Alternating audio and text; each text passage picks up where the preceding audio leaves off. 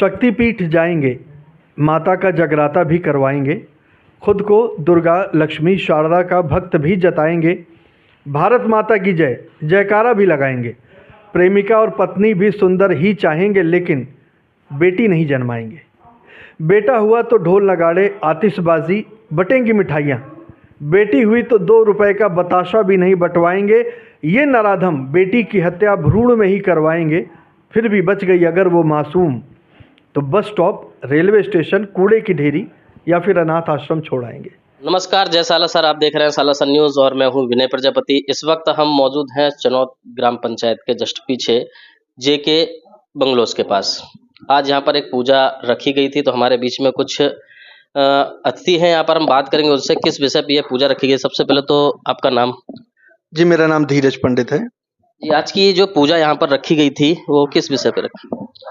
एक बहुत ही सामाजिक विषय पर हम लोग एक सिनेमा का निर्माण कर रहे हैं, जिसका नाम हमने रखा है कन्याधन। तो उसी का मुहूर्त पूजन था परम पूज्य गुरुदेव श्री त्रिलोकीनाथ जी महाराज के कर कमलों से। तो आज उनका आशीर्वाद हमें प्राप्त हुआ, पूजन हमारा मुहूर्त संपन्न हुआ। कन्याधन मतलब ये नाम किसी पिक्चर का है? हाँ, ये फिल्म का नाम है हमारी। कन्याधनी क्यों नाम रखा और कन्याधन का क्या अर्थ है? आपने अपनी पाठ्य पुस्तकों में एक दोहा बचपन से पढ़ा होगा, गोधन गज धन बाज धन और रतन धन खान, जब आई है संतोष धन सब धन धूरी समान। तो यहाँ संतोष को हमने थोड़ा सा चेंज किया, परिवर्तित किया और कन्याधन किया कि जब आपके जीवन में कन्याधन का आगमन होता है तो सारे धन जो है वो छोटे पड़ जाते हैं। संसार का सबसे बड़ा धन एक पिता के लिए उसकी बेटी है, कन्या है। तो कन्या के रूप में ही हम अर्धांगिनी भार्या का वर्णन भी करते हैं। जब कन्यादान होता है तो धन रूप में, लक्ष्मी रूप में कन्या हमें दी जाती है, तो इसलिए हम कन्याधन से उनको संबोधित करते हैं। जैसे कि लगातार आप देखते रहते होंगे कि महिलाओं को लेके, बच्चियों को लेके, नारियों को लेके महिला सशक्तिकरण या नारी शक्तिकरण या अलग अलग प्रकार की कहीं ना कहीं कुछ लोग योजनाएं चलाते रहते हैं। और भारत में जिस तरीके से एक माहौल चला है महिलाओं को लेके, कहीं ना कहीं बहुत ही अच्छा है। इस पिक्चर को जब आप बना रहे हैं तो क्या आपके विचार में कब आया ये कि कन्याधन ही नाम रखना चाहिए? अचानक कैसे आया या प्री प्लान था पहले से? अचानक आप कोई कार्यक्रम कर रहे थे तभी आया? किस तरीके से ये नाम आया? देखिए, समाज जो सिनेमा है ना, वो समाज का ही एक आईना है। कहीं से अलग से हम कोई विषय वस्तु का चयन नहीं करते। समाज में बहुत सारी ऐसी घटनाएं घटित होती हैं जिनसे हम लोग इंस्पायर्ड होते हैं, प्रेरणा लेते हैं। तो उस पर ही एक ऐसी घटना हमारे ही इस समाज में घटित हुई है, जिससे इंस्पायर्ड होकर के मैंने इस कहानी को लिखा। और लिखने वाली हमारी पत्नी है नेहा शर्मा, और अक्सर वो ऐसी सामाजिक चीज़ों के बारे में मुझे बताती रहती हैं और फिर मैं उसको स्क्रीन प्ले और डायलॉग में उसको रूपांतरित करता हूँ मैं। बिल्कुल, हर सिक्के के दो पहलू होते हैं। ऐसे ही हर एक के जीवन में दो तरीके के उतार चढ़ाव आते हैं। और सबसे बड़ी बात, जैसे उन्होंने बताया कि इनकी धर्मपत्नी के द्वारा वो स्टोरी लिखी गई, यानी कि जीवन साथी जो जीवन को आपके साथ बहुत अच्छे से गुजार सके, उसको चला सके। और अगर आपके बिजनेस में कहीं ना कहीं इस तरीके की मदद कर सके तो फिर ऐसा होता है कि दुनिया में आपको किसी और की ज़रूरत ही नहीं। क्योंकि गाड़ी में दो पहिए जब लगातार कदम से कदम मिलाकर चलते हैं तो वो गाड़ी लगातार चलती रहती है। शूटिंग इसकी कहाँ पर होगी, किस तरीके से होगी? शूटिंग इसकी हम लोग बिहार में रखेंगे और एक शेड्यूल इसका मुंबई में बसरा स्टूडियो में होगा। कोर्ट का कुछ सीक्वेंस है, कुछ हॉस्पिटल है, तो वो स्टूडियो हमारा कांदिवली में बना हुआ है, तो वहाँ हम लोग शूट करेंगे। और बाकी ज़्यादातर शूटिंग जो है वो बिहार में हम लोग कर रहे हैं। पृष्ठभूमि इसकी एक्चुअली बिहार की है, इसलिए बिहार का हम लोगों ने चयन किया। कितना समय इसमें लगभग जाएगा? कब लॉन्चिंग होगी? शूटिंग में 25 से 30 दिन का एक समय जाता है। प्री प्रोडक्शन में 1 से डेढ़ महीना कम से कम लगता है। सॉन्ग रिकॉर्डिंग होती है, लोकेशन हंटिंग होती है, यूनिट का असेंबलिंग होता है, कलाकारों का चयन होता है, फिर बहुत सारे paper work, breakdown, scheduling, requirement list वगैरह निकलती है। तो ये पूरा पेपर वर्क करने में कम से कम 1.5 महीने का समय जाता है। बट ये 1.5 महीना बहुत भाग दौड़ करनी पड़ती है। उसके बाद फिर हम महीने भर की शूटिंग है और फिर बाद में हमारा पोस्ट है, तो 6 महीने का एक समय लग जाता है एक सिनेमा को कंप्लीट करने में। उसके बाद अभी लॉन्चिंग की कोई डेट पहले से ही सोच के रखी है या फिर बनने के बाद?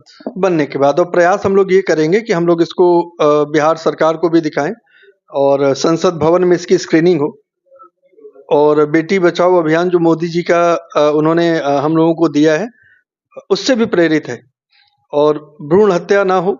और सबसे बड़ा एक संदेश हमने ये रखा है कि बिटिया जो है ना वो हमारी लाइबिलिटी रिस्पॉन्सिबिलिटी दोनों है, हमारी जिम्मेदारी है हमारी बिटिया। तो कुछ भी ऐसे निर्णय हम बिटिया के लिए न लें जो उसके आगे के जीवन के लिए हानिकारक हो।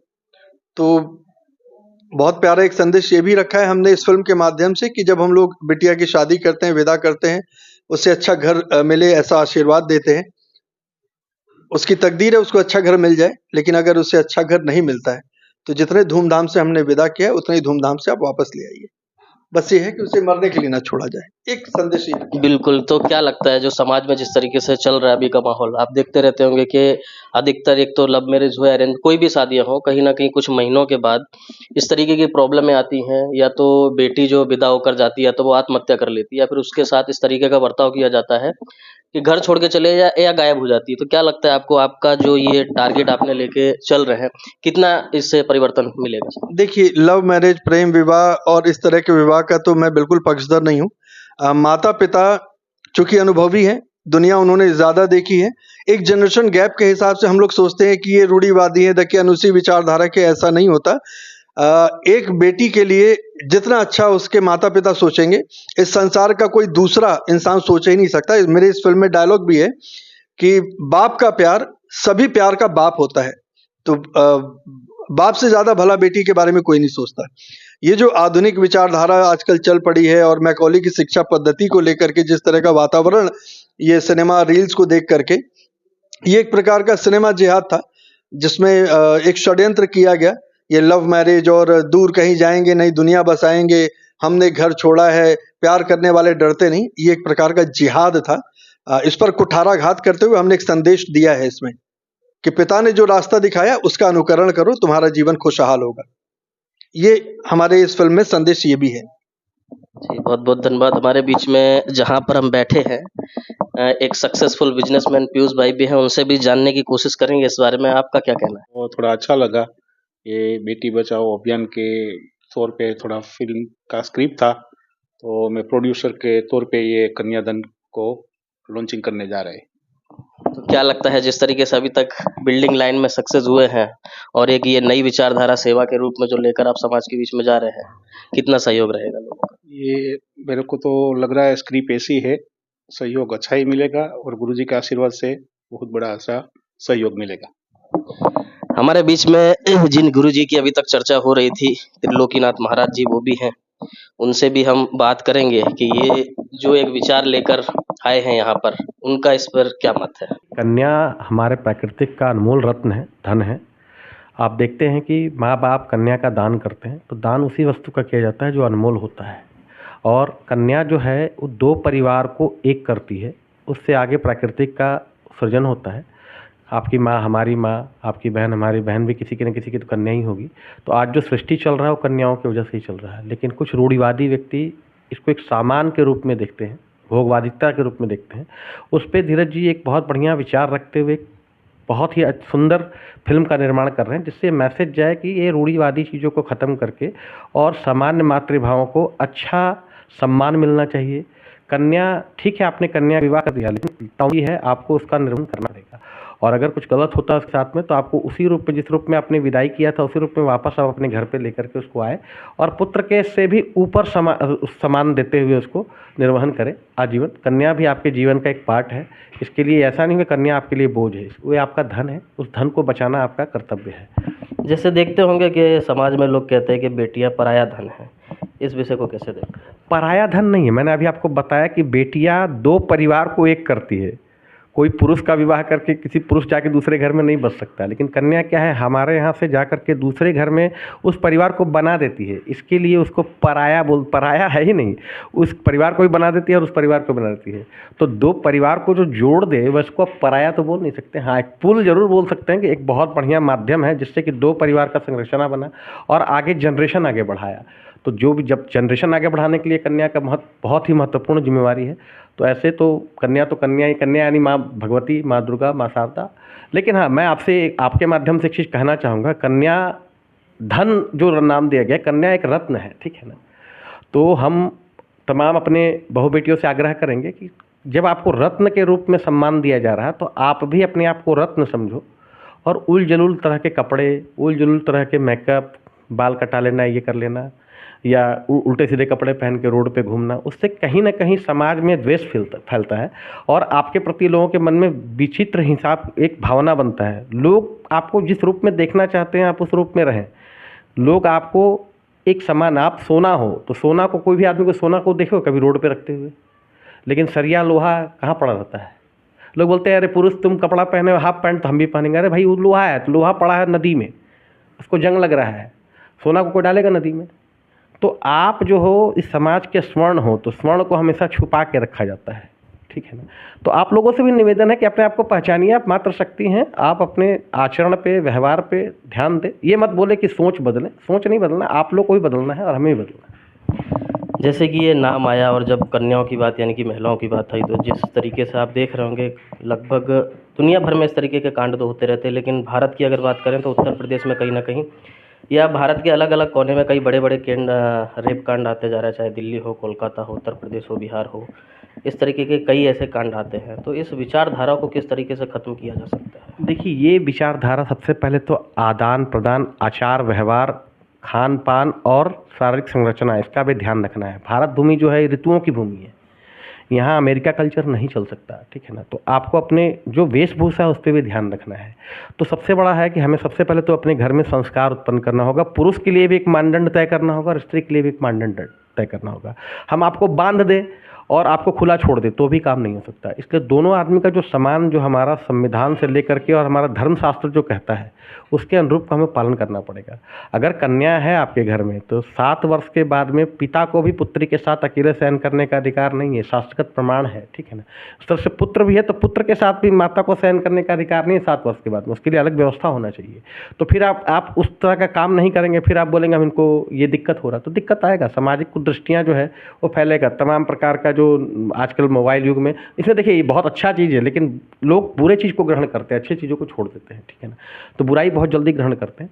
तो हम तो समाज को यही संदेश देना चाहेंगे इस फिल्म के माध्यम से कि कम जो हमारा धन है उसको हम बचाएं, और धन जब बचेगा तो ही राष्ट्र प्रगति की ओर जाएगा। किसी पे ब्लेम देने से बेटर है कि हमें अपने आप में सुधार लाना होगा। बहुत बहुत धन्यवाद। जैसा कि आपने देखा कि कन्याधन जिस मूवी को लॉन्च किया जा रहा है और कहीं ना कहीं भारत या दुनिया के लिए शायद एक बहुत बड़ा ये संदेश रहेगा, एक मैसेज रहेगा। इस तरीके की समाज सेवा देश के अंदर हर प्रकार के ट्रस्ट हो, एनजीओ हो, संगठन हो या समाज सेवी लोग हो वो करते रहते हैं, और ऐसी एकजुटता कहीं ना कहीं राष्ट्र को भी मजबूत करती है।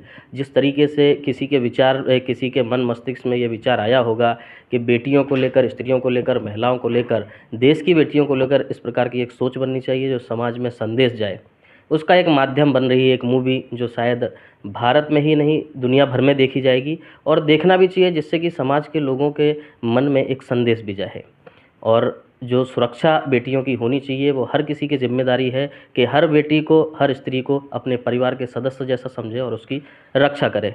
देश विदेश की खबरों से जुड़े रहने के लिए देखते रहिए सालासन न्यूज़। शक्तिपीठ जाएंगे, माता का जगराता भी करवाएंगे, खुद को दुर्गा, लक्ष्मी, शारदा का भक्त भी जताएंगे, भारत माता की जय जयकारा भी लगाएंगे, प्रेमिका और पत्नी भी सुंदर ही चाहेंगे लेकिन बेटी नहीं जन्माएंगे, बेटा हुआ तो ढोल नगाड़े, आतिशबाजी, बटेंगी मिठाइयाँ, बेटी हुई तो 2 रुपए का बताशा भी नहीं बंटवाएंगे, ये नराधम बेटी की हत्या भ्रूण में ही करवाएंगे, फिर भी बच गई अगर वो मासूम तो बस स्टॉप, रेलवे स्टेशन, कूड़े की ढेरी या फिर अनाथ आश्रम छोड़ाएंगे। फिर करेंगे कोशिश संतान की, बेटा हुआ तो मनेगा जलसा, हुई बेटी अगर तो होगी पाप की पुनरावृत्ति, वही क्रम ये पुनः दोहराएंगे, ये कुत्सित कूप मंडूक सामाजिक पशु अपने दुष्कृत्य से समाज को मलिन करते जाएंगे लेकिन बेटी नहीं जन्माएंगे। ये विषमता आज भी कहीं ना कहीं हरियाणा के गांव में और भी बहुत सारे गांव कस्बों में फैली हुई है। 6.5 लाख बेटियों की आज भी इस विकसित समाज में भ्रूण हत्या होती है। हमारी कोई बहन, हमारी कोई बिटिया अगर गर्भवती है तो आशीर्वाद लेने के लिए अगर बाबा जी आते हैं, पंडित जी आते हैं, पुत्रवती भव, बेटा ही होगा, हमारे आगरे में मौड़ा ही होगा तुम आओ।